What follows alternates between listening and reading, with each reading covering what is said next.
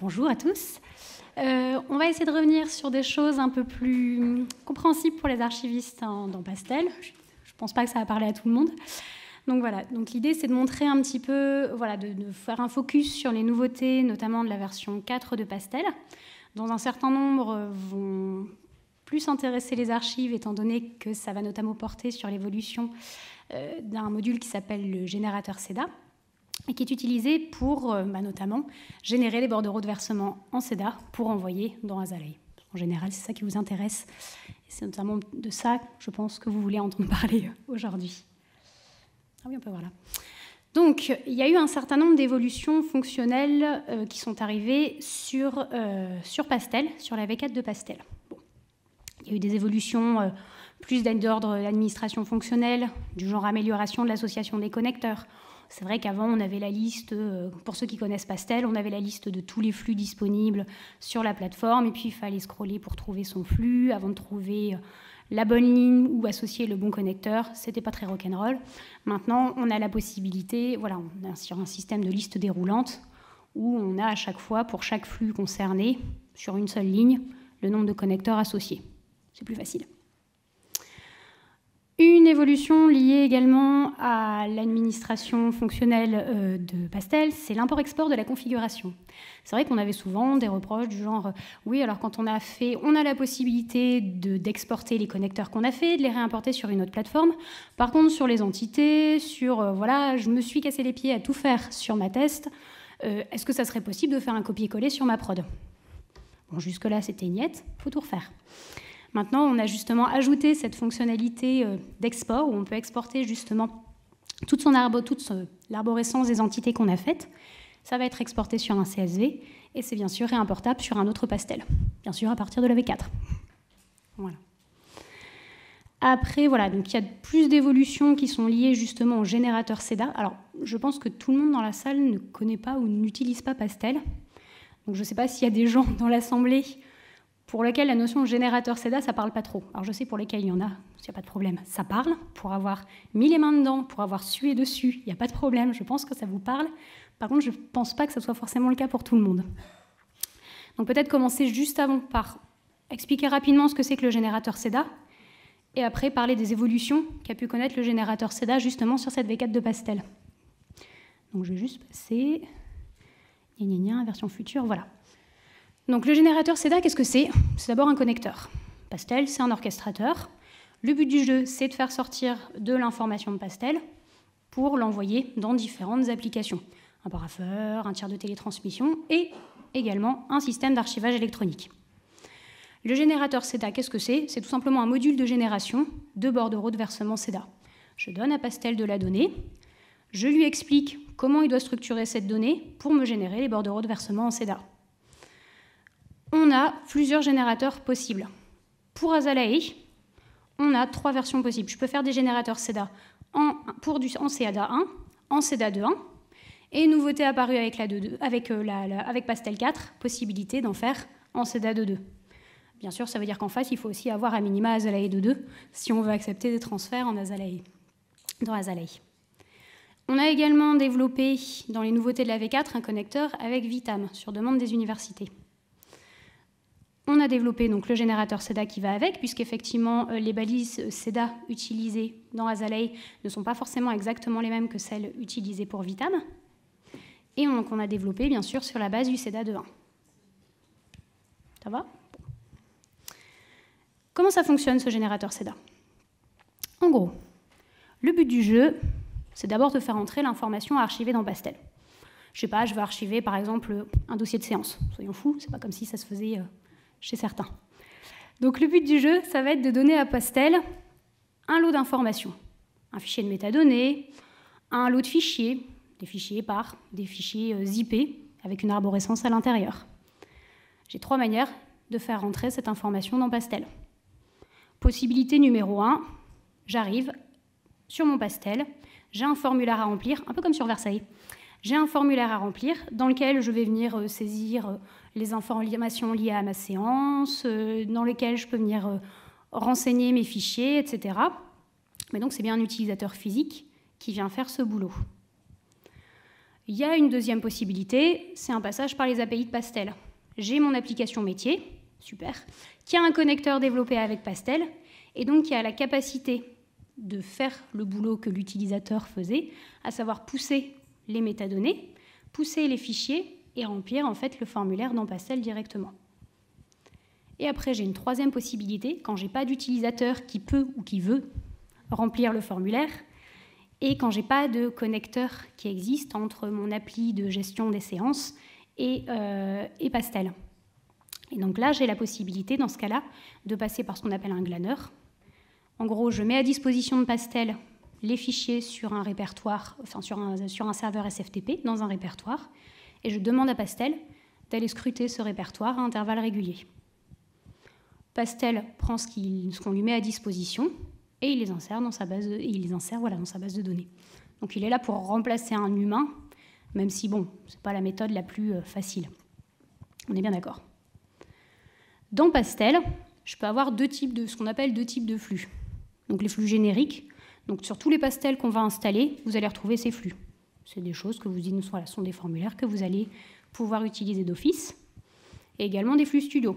Donc des flux studio que vous créez de A à Z en utilisant un module qui s'appelle Pastel Studio, qui est pensé pour être accessible aux non-informaticiens. Je ne suis pas informaticienne, j'arrive à l'utiliser, il n'y a pas de souci.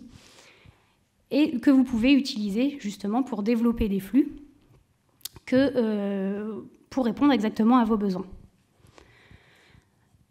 Le générateur CEDA fonctionne avec tous ces flux. Donc le principe, c'est de quoi? C'est de créer un connecteur. Ce connecteur, vous allez le paramétrer avec un langage qui s'appelle le Twig. C'est pas très rock'n'roll. Et non, c'est pas le truc de barre au chocolat, c'est bien le Twig avec un G. Je me suis fait avoir au début. Et dans lequel, en gros, vous allez indiquer quelle information doit mettre Pastel dans mes bordereaux de versement. Je veux, par exemple, avoir la date de la séance qui apparaît dans le nom de mon archive. Je vais utiliser, dans ce cas-là, le langage Twig pour lui dire où tu vas récupérer l'info et où tu me la fais apparaître. En gros, c'est ça l'idée. Ce connecteur générateur CEDA, il est relié justement à l'intérieur du Docker, à une partie qui s'appelle CEDA Generator. C'est lui qui se charge de générer le bordereau de versement. Une fois le bordereau de versement généré, Pastel utilise un autre connecteur qui s'appelle le connecteur SAE, donc Azalae reste dans vos cas de figure, que vous voulez envoyer à Azalae, et qui va permettre en fait de prendre le bordereau de versement généré, avec donc le SIP, le paquet d'informations, le paquet de fichiers à envoyer au SAE, et qui va pousser tout ça vers le système d'archivage électronique. Voilà. Ça fonctionne comme ça paraît très simple. Quand on met les mains dedans, non, ça dépend. Ça peut être simple, comme ça peut être beaucoup moins simple, mais ça vous permet, l'idée c'est bien comprendre que l'idée c'est d'envoyer de manière automatisée des lots de données sans forcément que l'archiviste ait besoin de faire le travail constamment et, j'ai envie de dire, plusieurs fois par semaine ou par mois. Voilà un petit peu comment ça fonctionne. J'espère que c'était assez clair, j'espère que pour certains c'est un rappel, mais vous connaissiez déjà tout. Et puis pour ceux qui ne connaissaient pas encore, que ça vous donnera envie d'utiliser ça pour envoyer des données dans Pastel plutôt que de les mettre à la main, sinon c'est pas rigolo. Alors, hop là. Si je reviens un petit peu maintenant sur les nouveautés qu'a connu justement ce générateur CEDA sur la version 4 de Pastel. D'accord ? Donc première chose, on est venu rajouter ce qu'on appelle un calcul d'empreinte au choix. Avant, les fichiers, donc vos fichiers quand le bordereau de versement CEDA va être généré, il y avait une empreinte qui était calculée. Pour ça, on utilisait un algorithme, soit le SHA-256, enfin à l'époque c'était le SHA-256, pardon. Avec la V4 de Pastel, on a la possibilité soit d'encoder en SHA-512, soit en SHA-256. Il faut s'imaginer que l'empreinte, c'est une chaîne de caractères qui est absolument incompréhensible pour un humain, pas pour une machine. Et le but du jeu, c'est de vérifier que le document, dans le temps, n'a pas subi d'altération. Si mon document n'a pas subi d'altération, l'empreinte restera la même. Dès lors qu'il y a une modification ou qu'il y a un problème lié à l'intégrité du document, cette chaîne changera. Bon, le but du jeu, on est bien d'accord, c'est que ça ne bouge pas. Et donc il y a maintenant deux modes de calcul possibles, un en SHA-256 et un en SHA-512, qui est une chaîne de caractères un peu plus longue, et donc un peu plus longue à calculer également. Deuxième nouveauté liée justement au générateur SEDA. Avant, en fait, quand on appuyait sur un bouton qui s'appelait « Envoyer au SAE », ça générait le bordereau de versement, puis ça l'envoyait. Et en fait, on s'est rendu compte qu'on avait parfois des soucis, notamment liés avec la gestion des gros volumes. On a des collectivités, on a des services d'archives qui utilisaient Pastel pour envoyer des gros volumes de données, des enregistrements de vidéos et audio de séances, des reportages photos. Voilà, on avait qui utilisait Pastel pour essayer d'automatiser un petit peu ça. Le bouton verser au SAE, voilà, si j'avais un souci de liaison entre Pastel et Azalea, on avait un message d'erreur. Okay. Si je recliquais sur verser au SAE, ça allait me régénérer mon bordereau de versement. Donc quand on avait des gros volumes, soit avec de nombreux fichiers, soit avec des fichiers très volumineux, ça prenait un temps fou. Donc là, on a séparé en fait les étapes de génération et d'envoi de bordereau SEDA dans les flux studio qu'on a fait. Ça veut dire que si le bordereau de versement avait été bien généré et qu'il y avait juste un problème dans la communication avec le SAE, je n'ai pas forcément besoin de régénérer le bordereau de versement. J'ai juste besoin de retester l'envoi au SAE. Si mon bordereau il est bien fait mais que j'ai un problème avec ma camionnette, je ne vais pas refaire un bordereau de versement.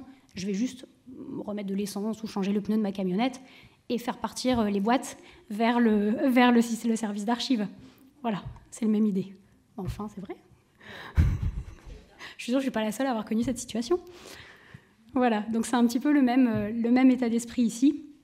On sépare la partie traitement intellectuel, la génération du bordereau de versement, avec la partie juste je l'envoie vers le service d'archives. Voilà. Élément également supplémentaire, on a rajouté en fait on a permis la réouverture de dossiers terminés pour les flux studio, qui était important pour l'envoi au SAE. On avait justement jusque-là, on avait des services informatiques qui créaient des flux personnalisés dans Pastel, qui, de base, se disaient on va mettre une étape d'envoi au SAE, et puis qui n'avait pas encore de SAE, qui c'était en projet, mais ce n'était pas encore fait, voilà, ce n'était pas prêt.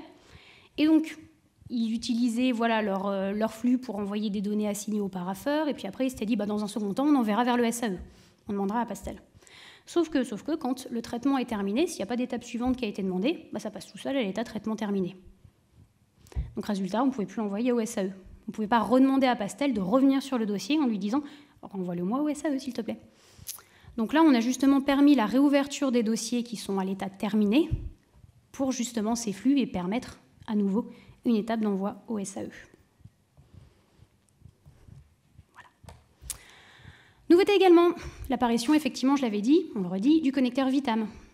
Donc, sur demande des universités, on a qui effectivement envoient leurs données, une partie de leurs données dans le Vitam du CINES. On a développé, sur leur demande, un connecteur qui va à la capacité justement d'envoyer ces données-là à Vitam, du CINES en premier, mais Vitam, voilà, après, plus général, avec un générateur SEDA capable de générer du SEDA 2.1, puisque c'est cette version-là qui est supportée par Vitam. Côté Azalea, on a jusque-là, pour ceux qui connaissaient Pastel en version 3.1, le générateur SEDA qui existait. En gros, on avait un choix à proposer au début. Soit je faisais un générateur SEDA en SEDA 1, soit en SEDA 2.1. J'avais une petite liste déroulante et je venais choisir. Sauf que ce n'était pas super pratique, parce que quand on avait des petites aides, on savait, voilà, on avait des fois, on se demandait, est-ce que c'est des codes qui correspondent au SEDA 2.1 ? Est-ce que c'est des codes qui correspondent au SEDA 1 ? Voilà, quand on devait choisir le niveau de description, SEDA 2.1, il faut mettre des majuscules, SEDA 1, il ne faut pas en mettre. Donc, ce n'était pas forcément super pratique. Donc, ce qu'on a fait sur la V4 de Pastel, on a séparé complètement ces connecteurs de génération SEDA 2.1 et SEDA 1.0. Donc, maintenant, quand vous allez en fait réaliser un générateur SEDA, la première chose que vous allez devoir faire, c'est choisir la version.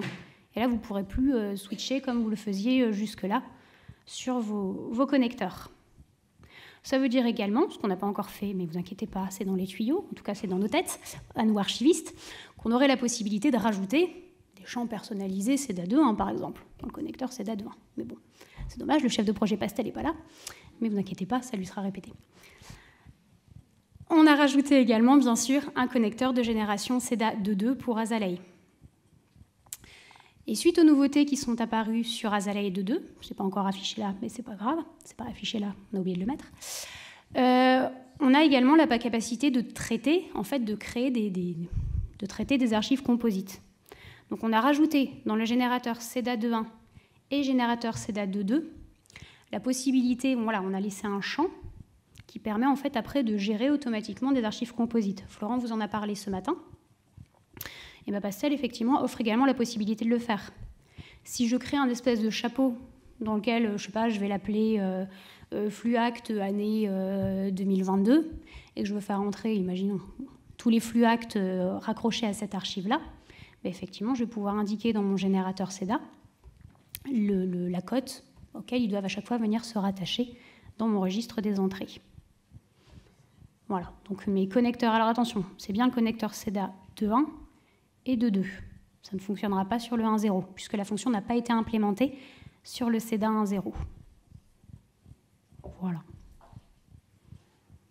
Voilà pour les nouveautés du générateur CEDA. Ça paraît pas grand-chose, mais mine de rien, ça fait quand même pas mal de petits trucs. Et alors, il y a un dernier connecteur qui a été rajouté et qui n'existait pas avant, ce qu'on appelle le connecteur de récupération eParafer V5. C'est un connecteur, comme son nom l'indique, qui ne fonctionne qu'avec eParafer V5, donc je ne sais pas s'il y en a beaucoup qui sont dotés d'eParafer V5 dans la salle, mais en gros, le but de ce connecteur, c'est d'aller solliciter eParafer V5 et de récupérer tous les dossiers qui sont, voilà, ce qu'on appelait sur la V4 à l'état archivé, et qui sont ce qu'on appelle en V5 dans la corbeille.